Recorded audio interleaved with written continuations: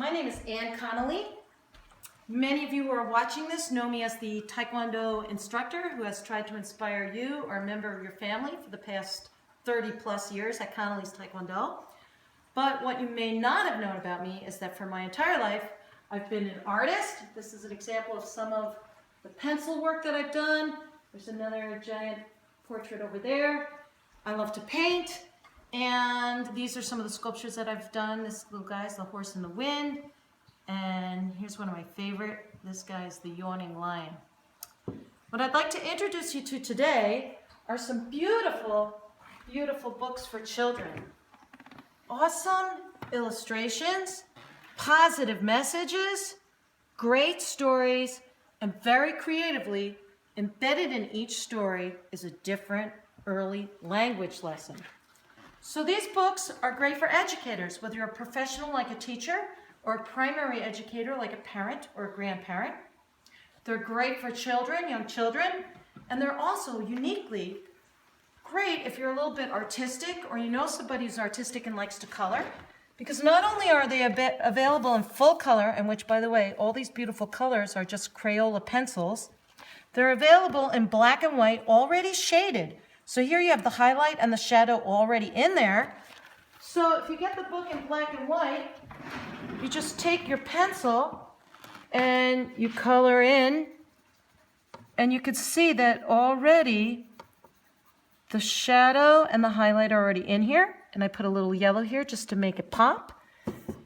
So you can have, instead of, when you finish coloring the book, instead of just having a coloring book that you finished coloring, you have a beautiful quality children's book that you contributed to by adding the color for your library or for a child that you love. The first book is called The Small Shy S Who Changed the World. This is the small shy S. She's very small, she's very shy, and she has awesome hair. She's learning how to spell. She goes on a walk with her friend, the big S, and they see a lot of things on the walk, and she wants to be in the word flower, bird, cat, dog. But C-A-T spells cat, no S in cat. So she's out of luck for this whole walk until she sees this beautiful star in the sky, and finally the big S gets to say, yes, S is the first letter in star, you can be in that word. And she says, oh no, I'm too small and shy, I don't want to be first. But then she thinks of a way to be in all the words. F-L-O-W-E-R-S spells flowers. And she puts the S at the end of all the words on her walk. And she makes the world a little bit better because now there's more than one in each drawing. Here's the dogs, girls and boys. I've worked hard to make the creatures, the expressions really charming, and the color really beautiful, all done with Crayola pencils. And then they get to the end, and together, the big S and the small s put the stars in the sky, because sometimes you need a little help from your friends. And some people think this is a story about how S at the end of the word makes it mean more than one. And some people think this is about how we can all put the stars in the sky. We just have to find our own way to make the world a little better. So positive message, beautiful illustrations, great story, and embedded right in there is an early language lesson. S at the end makes a word plural. So the second book is called Evolve. It's the book with that really I have the most fun with. Very high action book. It's the structure of the written language as a parody of an evolutionary arms race. So I read this book to a first grade class, and when I said, what can letters make to defeat these sea monsters, they did get that letters make words. But sea monsters keep evolving. What can the words make? And they did get that words can make sentences. But the sea monsters keep evolving. So what can sentences make? When I got to this part, the kids could not come up with the word paragraph. And the teacher jumped out of her seat and she said, come on, kids, you know the answer to this. And so I knew this is exactly what they were learning in their classroom. So great support material for educators. But the kids did know what paragraphs make. If the sea monsters keep evolving, paragraphs can make stories for you and stories for me. Stories for sea monsters and little e's. Evolution will not end. That doesn't mean we can't be friends. Who knows what will happen next? Another story for us, I bet. So, beautiful illustrations, fun story, positive message at the end, and the structure of the written language is embedded right in there. All right, the third story is called Good Little G. This is the good little G. He's on his way to first day of school with Big Sister. All the little letters are on their way to school, so you could do letter recognition here. And now all the children are going to their school, and little G gets separated, and he's taken off to school. He ends up in the children's school by mistake. There's no other little letters in this school.